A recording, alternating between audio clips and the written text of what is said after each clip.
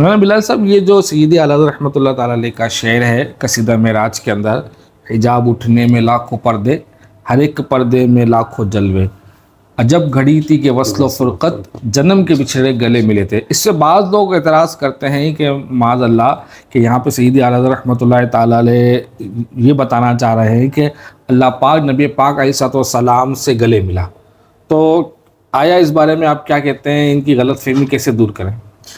دیکھیں، اشعار سمجھنے میں جو ایک بہت بڑی غلط فہمی ہوتی ہے، وہ اشعار کو ایک تو شعر کے اوپر اور نیچے آگے پیچھے کے اشعار کو نہیں دیکھا جاتا، اور دوسرا یہ کہ شعر کے خود اپنے مصروں کو آپس میں نہیں غور کیا جاتا، جس کی وجہ سے یہ اعتراضات پیدا ہوتے ہیں.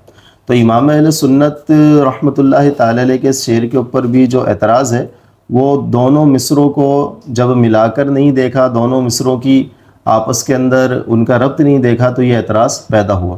اب دیکھیں، امام اہل سنت رحمۃ اللہ تعالی علیہ جس کیفیت کو بیان کر رہے ہیں اس کو سمجھیں کہ حضور سید عالم صلی اللہ تعالی علیہ وسلم شب معراج اللہ تبارک و تعالیٰ کے قرب خاص کے اندر موجود ہیں، اور اب کیفیت کیا ہے؟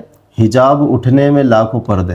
صحیح. اللہ تبارک و تعالیٰ کی ذات اقدس کے اوپر جو حجاب کبریائی ہے، جیسا کہ اس کی شان کے لائق ہے، وہ اٹھ رہے ہیں. حجاب اٹھنے میں لاکھوں پردے، ابھی حجاب اٹھنے میں بھی لاکھوں پردے ہیں، لیکن ہر ایک پردے میں لاکھوں جلوے. سبحان اللہ. تو اب ہو کیا رہا ہے؟ کیفیت کیا بیان ہو رہی ہے کہ اللہ تبارک و تعالیٰ کی ذات کبری پر جو کبریائی کا حجاب ہے وہ اٹھ بھی رہا ہے، تو اس سے جلووں کا ظہور بھی ہو رہا ہے.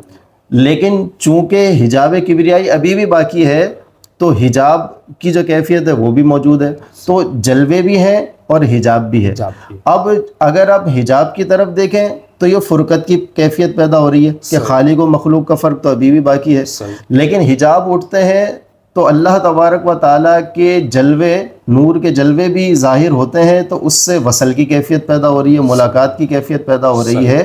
تو امام اہل سنت رحمۃ اللہ تعالی علیہ نے ان دو کیفیتوں کہ حجاب اٹھ رہا ہے تو وصل کی کیفیت، جلوے نظر آ رہے ہیں، لیکن پھر بھی ابھی پردے باقی ہیں، تو ایک فرقت کی کیفیت ہے. اس کو امام اہل سنت نے بیان کیا، حجاب اٹھنے میں لاکھوں پردے، ہر ایک پردے میں لاکھوں جلوے، عجب گھڑی تھی کہ وصل و فرقت، جنم کے بچھڑے گلے ملے تھے. وصل و فرقت تو آپس میں ضد ہے نا، یہ ایک ساتھ کبھی مل ہی نہیں سکتے.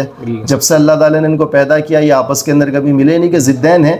لیکن یہ ایک عجب گھڑی ہے کہ جہاں پر وصل اور فرقت دونوں ایک ساتھ پائے جا رہے ہیں. تو امام اہل سنت رحمۃ اللہ تعالی علیہ نے جنم کے بچھڑے گلے ملے تھے کی جو کیفیت ہے وہ وصل و فرقت کے اعتبار سے بیان کی ہے، نہ یہ کہ معاذ اللہ اللہ تبارک و تعالیٰ اور رسول اللہ صلی اللہ تعالی علیہ وسلم کا وہاں پر معانقہ کرنا وغیرہ مراد ہے. یہ ساری کی ساری غلط فہمی ان دونوں مصروں کو جب ہم نے ملا کر نہیں دیکھا وہاں سے پیدا ہوئی. اگر دونوں مصروں کو اس انداز سے دیکھا جائے گا تو یہ شعر اپنے بات کے اوپر، اپنے موضوع کے اوپر بہترین واضح ہے اور کوئی اشکال کی بات نہیں. سبحان اللہ، ماشاء اللہ.